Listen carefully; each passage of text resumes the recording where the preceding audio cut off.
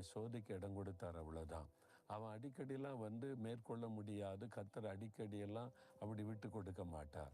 சவால் அவன் விட்டபடியினால் சாத்தான், கர்த்தர் அந்த சவாலை ஏற்றுக்கொண்டு ஒரு முறை விட்டு கொடுத்தார், அவ்வளோதான். மற்றபடி ஆண்டவர் யாரிடத்தில் நம்ம விட்டு கொடுக்க மாட்டார். பயப்படாதங்க, கர்த்தர் உண்மை உள்ளவர்.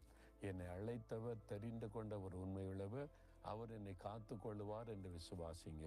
நான் கடந்து வந்த 50 வருஷ ஊழிய பாதையில் எத்தனையோ மனிதர்கள், பொல்லாத மனிதர்கள் எழும்பி என்னையும் இந்த ஊழியத்தை அழித்துவிட சவால் கூட விட்டாங்க.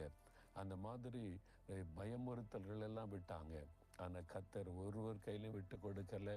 ஆண்டவர் பாதுகாத்து இம்மட்ட நடத்தி வந்திருக்கிறார். அதற்காக தேவனை துதிக்கிறேன். உங்களையும் பாதுகாக்க உண்மை உள்ள தேவன். விசுவாசத்தோடு சொல்லுங்கள், இயேசுவே நீர் உண்மை உள்ள தேவன்.